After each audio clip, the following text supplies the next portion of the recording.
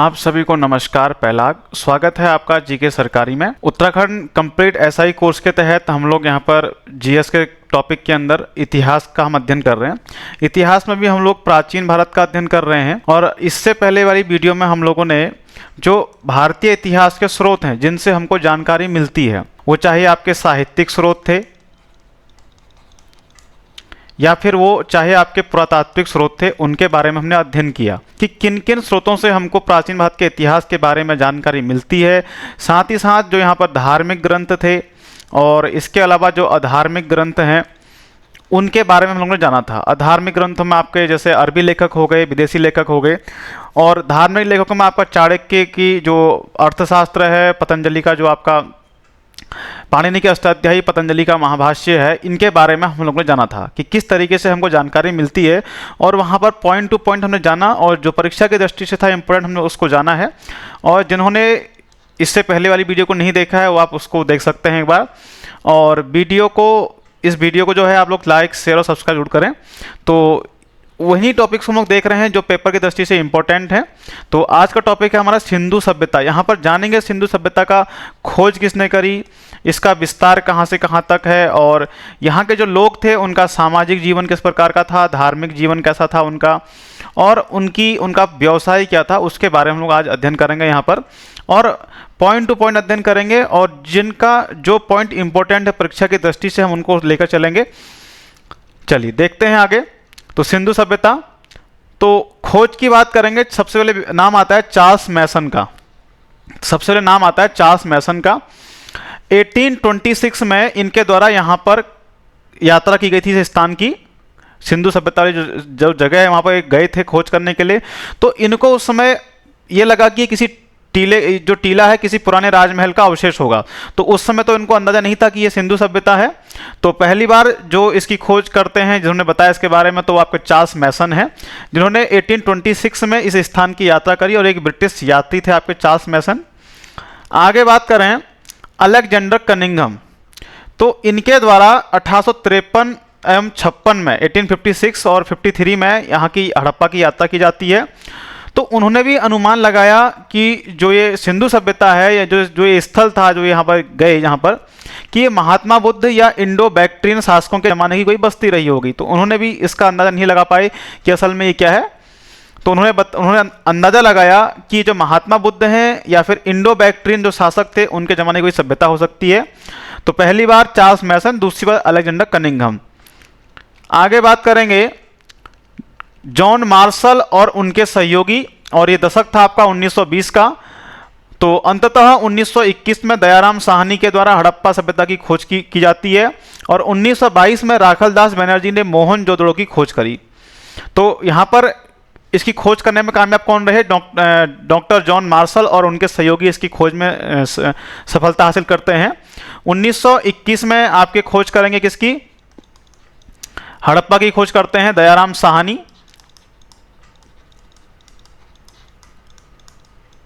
और 1922 में इसकी खोज मोहनजोदड़ो खोज करेंगे आपके राखलदास बनर्जी। ये पॉइंट को नोट कर लीजिएगा आप लोग। तो उस समय भारतीय पुरातत्व सर्वेक्षण के प्रधान संचालक सर जॉन मार्शल थे और उन्हीं के निर्देश पर दयाराम साहनी और राखलदास बनर्जी खोज करते हैं। तो भारतीय पुरातत्व सर्वेक्षण के प्रधान संचालक कौन थे? सर जॉन मार्शल थे और उन्हीं के निर्देश पर दयाराम साहनी और राखलदास बनर्जी द्वारा एक खोज की जाती है। और 1924 में जॉन मार्शल ने इस सभ्यता की खोज की घोषणा करी कि ये सभ्यता है आपकी हड़प्पा। इसकी घोषणा करी कि ये क्या है? हड़प्पा सभ्यता है। 1924 में सर जॉन मार्शल इसकी घोषणा करते हैं। आगे देखेंगे नामकरण। इसके नामकरण को लेकर काफी विवाद रहता है कि ये सिंधु सभ्यता इसको हम लोग कहें, हड़प्पा सभ्यता कहें या सिंधु सरस्वती सभ्यता कहें। इसको लेकर जो इतिहासकार हैं उनमें विवाद रहता है। तो कुछ कहते हैं इसको सिंधु सरस्वती सभ्यता कहा जाए, कुछ कहते हैं हड़प्पा कहा जाए, कुछ कहते हैं सिंधु सभ्यता कहा जाए। अब बात करते हैं इनको किन नामों से हम लोग जानते हैं, क्यों इनके नाम पड़े हैं। तो सबसे पहले बात करेंगे सिंधु सभ्यता या सिंधु घाटी सभ्यता, इंडस वैली सिविलाइजेशन इसको बोलते हैं। तो 1921 में जब पश्चिमी पंजाब में हड़प्पा स्थल पर इस सभ्यता का पता चला और अगले ही वर्ष एक अन्य स्थल मोहनजोदड़ो की खोज हुई, तब यह सोचा गया कि जो यह सभ्यता है अनिवार्यतः सिंधु घाटी तक ही सीमित है।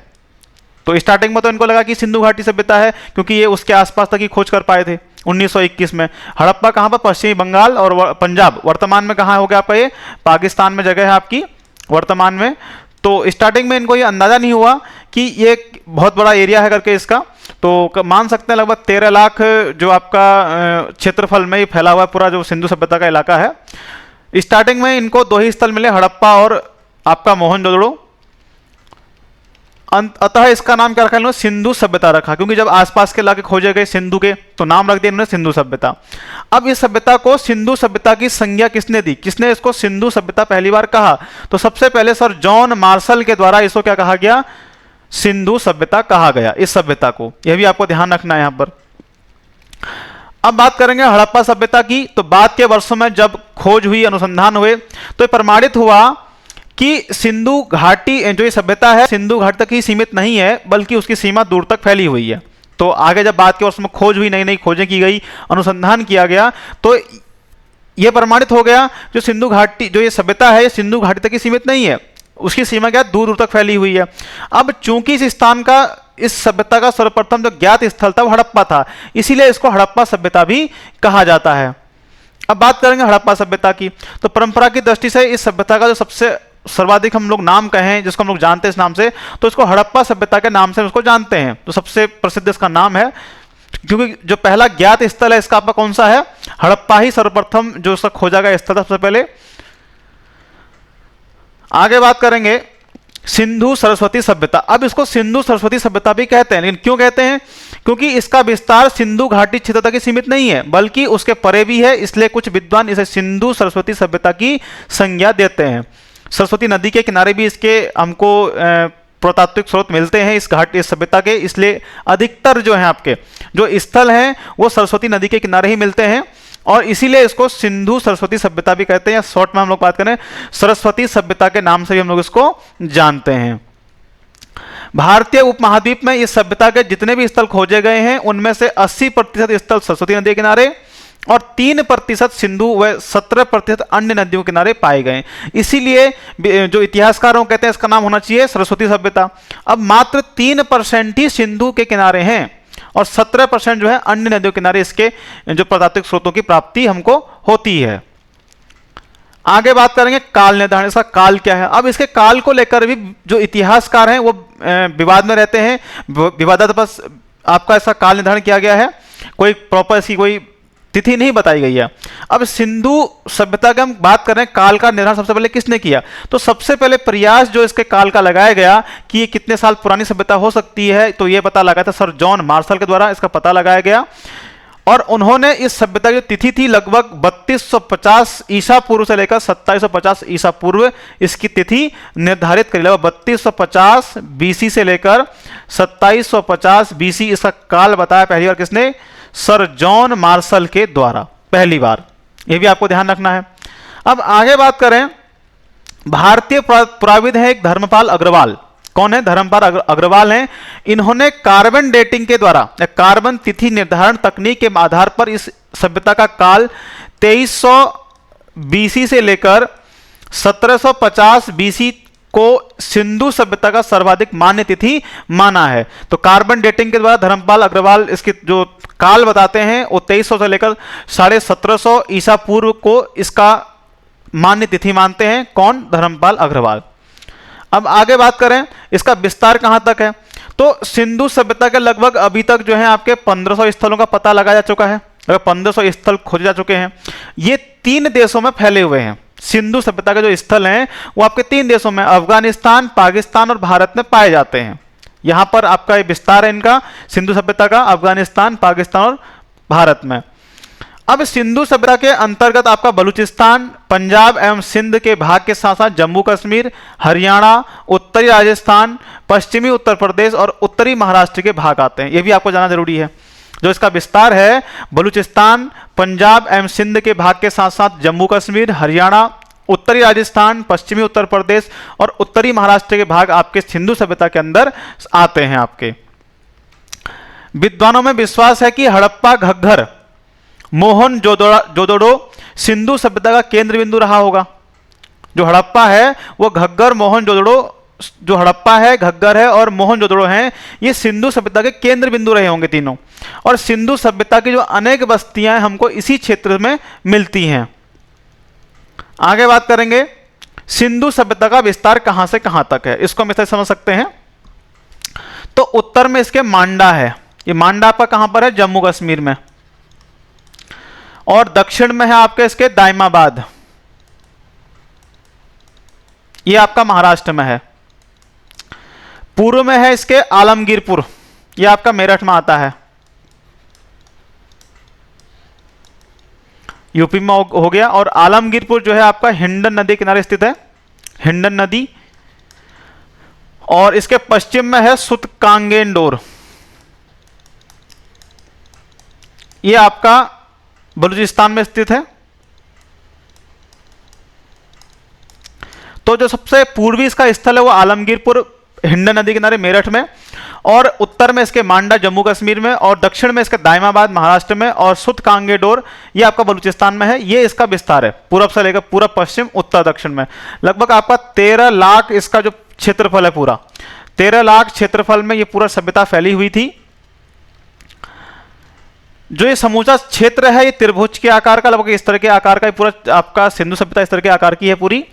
और 12,99,600 वर्ग किलोमीटर, लगभग मान सकते हैं इसको 13 लाख क्षेत्रफल में ये फैला हुआ है।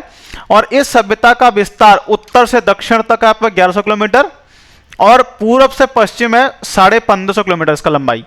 तो इस तरह से हम लोग देखेंगे तो लगभग आपका ये 1100 किलोमीटर है आपका उत्तर से दक्षिण। और पूर्व से पश्चिम की हम लोग बात करेंगे तो 1550 किलोमीटर इसकी लंबाई है।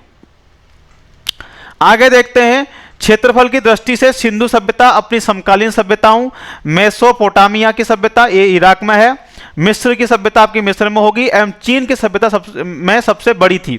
तो चीन, मिस्र और मेसोपोटामिया की सभ्यता से सबसे बड़ी सभ्यता थी कौन सी, सिंधु सभ्यता।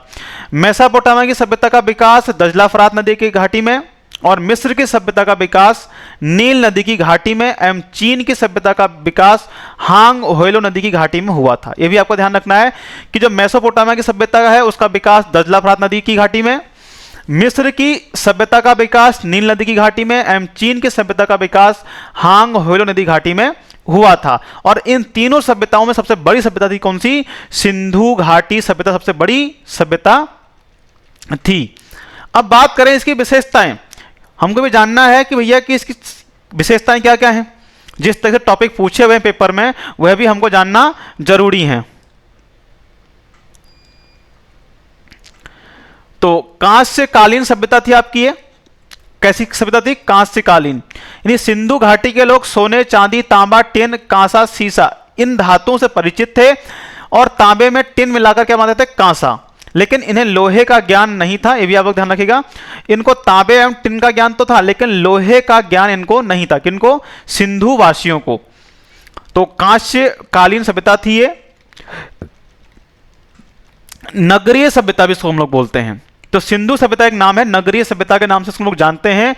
उच्च कोटि की इसकी नगरीय सभ्यता थी। और सिंधु सभ्यता के काल को भारतीय उपमहाद्वीप में प्रथम नगरीय क्रांति का दौर कहा जाता है। यहां पर नगर थे बड़े बड़े, इसलिए इसको नगरीय सभ्यता कहते हैं। और उच्च कोटि की नगरीय सभ्यता थी। यहां पर आपका ड्रेनेज सिस्टम, लाइट का सिस्टम एक नंबर था आपका, कह सकते हैं कि बहुत बढ़िया सिस्टम था। और वर्तमान जैसे हम लोग नगर देखते हैं, ऐसा नहीं कि कचरा जो फैला हुआ है और पानी की कोई व्यवस्था नहीं है, ड्रेनेज सिस्टम नहीं हमारे वहाँ। तो इनके वहाँ ड्रेनेज सिस्टम, हर घर में कुएं और आपका वॉश बेसिन था। और क्या कहते हैं, आपका नालियां प्रॉपर बनी हुई थी, उनको ढका गया था, नालियां ओपन नहीं थी।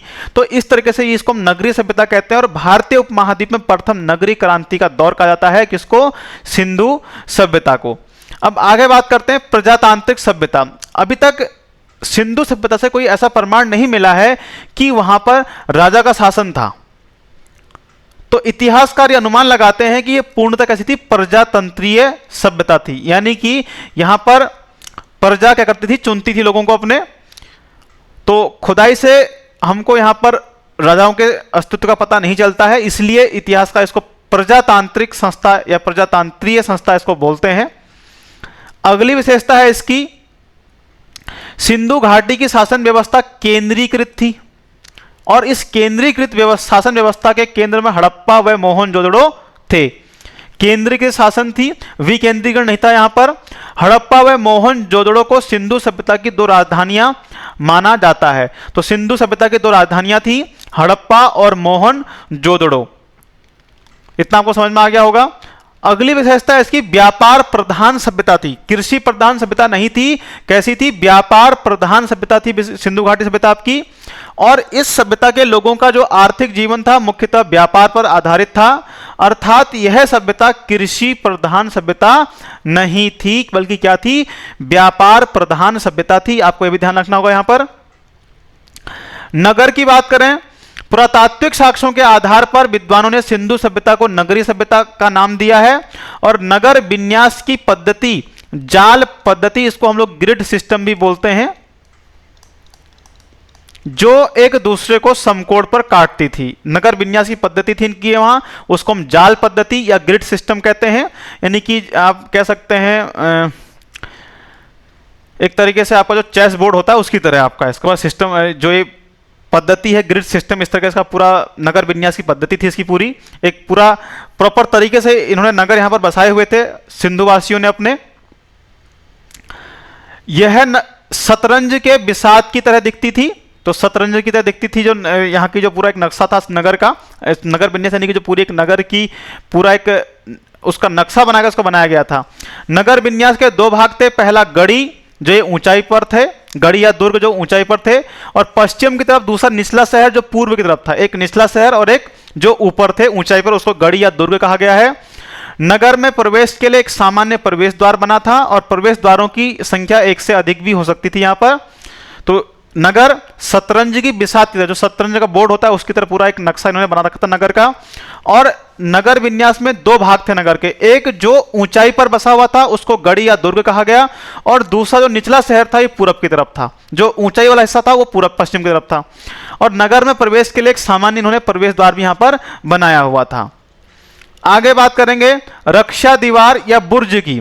तो दीवार पर थोड़ी थोड़ी दूरी पर बने बुर्ज सामान्यतः रक्षा दीवार से ऊंचे होते थे। और लोथल में आपको भी ध्यान रखना, लोथल में एक भी रक्षा दीवार या बुर्ज नहीं मिला है, और सामान्यतः रक्षा दीवार या बुर्ज नहीं पाए गए यहां पर। कहां पर? लोथल में। सुतकोटदा में पत्थर की रक्षा दीवार, मोहनजोदड़ो में पक्की ईंटों के बुर्ज प्राप्त हुए हैं, और मोहनजोदड़ो में बृहद स्नानागार भी पाया गया है। यह भी आपके लिए इंपॉर्टेंट लाइन है। तो सुतकोटदा से पत्थर की रक्षा दीवार, जबकि मोहनजोदड़ो में पक्की ईंटों की, लोथल में एक भी रक्षा दीवार या बुर्ज नहीं पाया गया है। आगे बात करेंगे भवन निर्माण की विन्यास पद्धति ग्रिड पद्धति या जाल पद्धति प्राप्त होती है। भवन का दरवाजा सहायक सड़कों की ओर खुलता था, न कि मुख्य सड़कों की ओर। मतलब मेन जो सड़क थी उसकी ओर इनके दरवाजे नहीं खुलते थे, जो सहायक सड़कें थी उनकी ओर इनके घरों के दरवाजे थे। मोहनजोदड़ो में एकमात्र हमको खिड़की के साक्ष्य मिले हैं। छत मिट्टी एवं सरकंडे से निर्मित थी, यानी घास फूस की यहाँ पर छतें थी, मिट्टी की थी। खिड़की के साक्ष्य हमको केवल मोहनजोदड़ो से प्राप्त होते हैं, और सड़कें एक दूसरे को समकोण पर काटती थी इस तरीके से। ये समझ में आ गया होगा आपको। आगे बात करेंगे सड़क निर्माण एवं भवन निर्माण में हवा के रुख का ध्यान रखा जाता था। सामान्यतः वृत्ताकार एवं अंडाकार कुआं, तो कुएं सभी घरों से प्राप्त होते हैं। यहां पर पानी खींचने के लिए कुओं पर घिर्री का प्रयोग किया जाता था। घिर्री यानी जो गोल गोल होता है उस पर रस्सी डाल के वो उसमें एक सहायता देता है रस्सी को ऊपर नीचे जाने के लिए। और गढ़ी के अंदर प्रत्येक मकानों में शौचालय की व्यवस्था थी, और कूड़ा एकत्रित करने के लिए मिट्टी के पात्र रखे जाते थे। वर्तमान नगर से बहुत अलग नगर थे इनके, और नगरी क्रांति के नाम से हम जानते हैं सिंधु घाटी सभ्यता को। आगे बात करेंगे प्रकाश व्यवस्था इनके वहां कैसी थी। तो मोहनजोदड़ो में गलियों व सड़कों के किनारे स्तंभ बने हुए मिलते हैं। मतलब स्तंभ किस लिए? इन पर क्या रखे होंगे? इन्होंने लैंप टाइप के रखे होंगे, यानी या फिर दीपक इसके ऊपर रखा होगा स्तंभ के ऊपर इस तरीके से यहां पर, और इन पर प्रकाश की समुचित व्यवस्था रही होगी यहां पर, इस तरीके का अनुमान लगाते हैं आपके इतिहासकार। बड़े नगर और प्रमुख स्थलों की बात करें तो अभी तक भारतीय उपमहाद्वीप में सिंधु सभ्यता के 1500 स्थलों में से 9 को ही महत्वपूर्ण माना गया है। और जो आपके इसमें कौन कौन से हैं, मोहनजोदड़ो है आपका, राखीगढ़ी, हड़प्पा, धौलावीरा, बनवाली, गनेरीवाल ये पाकिस्तान में, चन्हुदड़ो, लोथल एवं कालीबंगा। तो ये 6 ही को क्या है, महत्वपूर्ण माना गया है। ये बड़े नगर हैं या फिर प्रमुख स्थलों के रूप में इनकी पहचान की जाती है। आगे बात करेंगे, कुछ प्रमुख नगर हैं, उनकी खोज किस नदी किनारे हैं और उनके खोजकर्ता कौन है। सबसे पहले बात करेंगे मोहनजोदड़ो की, तो ये सिंधु नदी किनारे स्थित है और ये ननकाना साहिब पाकिस्तान में स्थित है आपका ये। और इसकी खोज राखल दास बनर्जी करते हैं 1922 में। राखीगढ़ी घग्गर के किनारे, ये आपका हिसार हरियाणा में स्थित है। और भगवान देव सूरजभान के द्वारा 1963 में इसकी खोज की जाती है राखीगढ़ी की। हड़प्पा आपका रावी के किनारे स्थित है और ये साहिवाल पाकिस्तान में स्थित है हड़प्पा आपका। दयाराम साहनी व माधव स्वरूप वत्स के द्वारा 1921 में इसकी खोज की जाती है। धौलावीरा की बात करें तो ये लूनी नदी किनारे स्थित है और ये कच्छ गुजरात में स्थित है। और जेपी जोशी और आरएस बिष्ट ने 1967 में धौलावीरा की खोज करी। कालीबंगा की बात करते हैं तो ये घग्गर के किनारे स्थित है। और बात करें कहाँ है तो हनुमानगढ़ राजस्थान में आपका कालीबंगा स्थित है। और इसकी खोज अमलानंद घोष के द्वारा 1951 में कालीबंगा की खोज की जाती है। बनवाली की बात करेंगे तो बनवाली आपका सरस्वती नदी किनारे स्थित है और बनवाली कहां पर है, फतेहाबाद हरियाणा में स्थित है। इसकी खोज आरएस बिष्ट के द्वारा 1974 में खोज की जाती है। गनेरीवाल हखरा नदी किनारे और ये बहावलपुर पाकिस्तान में स्थित है गनेरीवाल। और ओ स्टाइन के द्वारा इसकी खोज 1927 में की जाती है। चन्हुदड़ो की बात करेंगे तो ये सिंधु के किनारे स्थित है और सिंध पाकिस्तान में स्थित है। मैके व मजूमदार के द्वारा 1931 में चन्हुदड़ो की खोज की जाती है। लोथल आपका भोगवा नदी किनारे स्थित है और लोथल आपका अहमदाबाद पाकिस्तान में स्थित गुजरात में स्थित है। और एस राव के द्वारा 1954 में लोथल की खोज की जाती है। तो भारतीय उपमहाद्वीप का विशालतम सैंधव नगर मोहनजोदड़ो है और भारत का जो है बात करेंगे भारत का विशालतम नगर राखीगढ़ी। तो भारतीय उपमहाद्वीप में तो आपका हो गया विशालतम सैंधव नगर मोहनजोदड़ो। और बात करें भारत में कौन सा है तो भारत में आपका राखीगढ़ी हो गया। आगे बात करते हैं, मोहनजोदड़ो का अर्थ है मृतकों का टीला। सिंधु सभ्यता मात्र सत्तात्मक थी क्योंकि अधिकतर मूर्तियां हमको यहां मात्र देवी की मिलती हैं। और जो ये सिंधु सभ्यता के लोग थे ये पुनर्जन्म में विश्वास रखते थे। और हड़प्पा में अंत्येष्टि के तीन प्रकार मिलते हैं, एक पूर्ण समाधिकरण, एक आंशिक समाधिकरण, दूसरा दाह संस्कार। ये 3 प्रकार की यहाँ पर अंत्येष्टि प्रथा थी इनके वहाँ। और सिंधु की जो लिपि है वो भाव चित्रात्मक थी, इसको हम पिक्टोग्राफ भी कहते हैं। तो इनकी लिपि थी ये सिंधुवासियों की, इसको हम भाव चित्रात्मक या पिक्टोग्राफ कहते हैं। सिंधु सभ्यता को प्राक ऐतिहासिक युग में रखा जा सकता है। लोथल एवं सुरकोटदा सिंधु सभ्यता के क्या थे, बंदरगाह थे। कौन से, एक लोथल था आपका, दूसरा आपका था सुरकोटदा। ये सिंधु सभ्यता के प्रमुख क्या थे, बंदरगाह थे। और सिंधुवासी वृक्ष पूजा, जल पूजा, लिंग पूजा में विश्वास रखते थे। मोहनजोदड़ो से एक मोहर मिली है जिस पर आद्य शिव का चित्र मिलता है। मोहनजोदड़ो को सिंध का नखलिस्तान, सिंध का बाग भी कहा जाता है। और धौलावीरा का अर्थ है सफेद कुआं। तो सभी पॉइंट आपके लिए इंपॉर्टेंट हैं, इनको आप नोट कर लीजिएगा। कुछ और प्रमुख स्थल हैं, छोटे छोटे स्थलों को हम देख लेते हैं यहाँ पर। चलिए आगे देखते हैं इसमें कौन कौन से छोटे छोटे स्थल हैं, इनको हम लोग देखना जरूरी है। तो कुछ बड़े स्थल थे, तो ये हैं आपके कुछ छोटे छोटे स्थल। तो बुनतासी आपका फुल्का नदी किनारे गुजरात में स्थित है। अल्लादीनो सिंधु नदी किनारे पाकिस्तान में। सुतकांगेडोर दासक नदी किनारे पाकिस्तान। बालाकोट बिदार पाकिस्तान में। आमरी सिंधु के किनारे सिंध पाकिस्तान में। कोट दीजी सिंधु पाकिस्तान में। मांडा चिनाब पे किनारे जम्मू कश्मीर। रोपण सतलज पंजाब पे किनारे। यहाँ पर बात कर लेते हैं, सुतकांगेडोर की खोज की जाती है ओ स्टैन के द्वारा, जबकि कोट दीजी की खोज की जाती है फजल अहमद खान के द्वारा 1955 में। और मांडा की खोज की जाती है आपकी जगपति जोशी के द्वारा 1975 में। रोपण की खोज की जाती है यज्ञदत्त शर्मा के द्वारा 1955 में। अगला है कुड़ाल, तो ये घग्गर नदी किनारे स्थित है आपका और ये हरियाणा में है। और ये घग्गर जो नाम है ये आपका नाम है, सरस्वती को ही घग्गर के नाम से जानते हैं। और कुणाल की खोज की गई है आपकी के.एस. खत्री एम आचार्य के द्वारा 1986 में। सुरकोटदा ये आपका कच्छ गुजरात में स्थित है, जगपति जोशी इसकी खोज करते हैं 1970-75 में। रंगपुर आपका मादा नदी किनारे गुजरात में है, ये एस.आर. राव के द्वारा इसकी खोज की जाती है। दाइमाबाद प्रवरा नदी किनारे ये महाराष्ट्र में स्थित है आपका।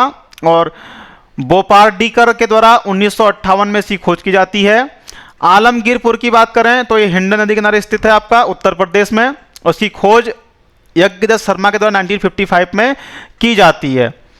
आगे की बात करेंगे कालीबंगा, तो कालीबंगा का अर्थ होता है काले रंग की चूड़ियां और धौलावीरा का अर्थ होता है सफेद कुआं।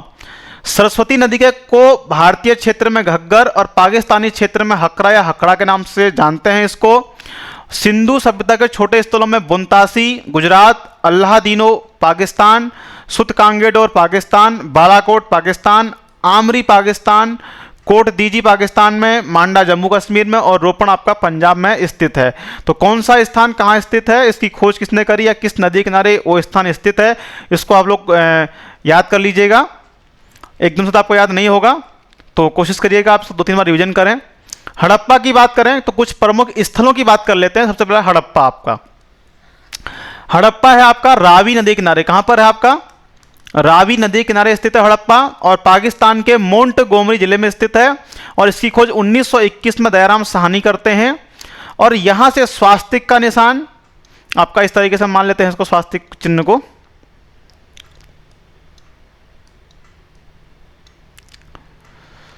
तो ये सही से बना नहीं है, इसको बाद देख लेते हैं इस बार। तो इस तरीके से स्वास्तिक का निशान है आपको मिला है यहां से। इक्का गाड़ी मिली है, अन्नागार मिला है, शंख का बना हुआ बैल मिला है यहां से, और एक नटराज की आकृति वाली मूर्ति प्राप्त हुई है, इसको डांसिंग गर्ल के नाम से हम लोग जानते हैं। अब बात करेंगे मोहनजोदड़ो की, तो यह सिंधु नदी किनारे स्थित है आपका मोहनजोदड़ो। इसकी खोज राखलदास बनर्जी करते हैं 1922 में। सिंधु का नखलिस्तान और मृतकों का टीला इसको कहा जाता है मोहनजोदड़ो को। यहां से विशाल स्नानागार, नर्तकी की मूर्ति जो धातु की बनी है जिसे डांसिंग गर्ल के हम जानते हैं, और यहां से 3 मुख वाले पशुपतिनाथ की मूर्ति भी प्राप्त होती है हमको, और एक श्रृंगी पशु आकृति वाली मोहर भी हमको प्राप्त होती है। इतना आपको समझ में आ गया होगा। आगे देखते हैं कालीबंगा, तो घग्गर नदी के स्थित है कालीबंगा। कहां पर, राजस्थान में है आपका कालीबंगा, और इसका शाब्दिक अर्थ होता है काली चूड़ियां। यहां से जुते हुए खेत एवं सरसों का साक्ष्य प्राप्त हुआ है, इंपोर्टेंट आपके लिए। साथ ही साथ शल्य चिकित्सा के साक्ष्य भी प्राप्त होते हैं, यानी कि ऑपरेशन सर्जरी के साक्ष्य हमको कहां से, कालीबंगा से। गेहूं एवं जौ दोनों के साक्ष्य हमको प्राप्त होते हैं कालीबंगा से एक साथ। इसके साथ साथ जुते हुए खेत, सरसों के साक्ष्य मिलते हैं हमको यहां से। अगला बात करेंगे धौलावीरा, तो ये गुजरात में स्थित है धौलावीरा आपका, और उत्खनन इसका आर.एस. बिष्ट, रविंद्र सिंह बिष्ट द्वारा इसकी खोज की जाती है।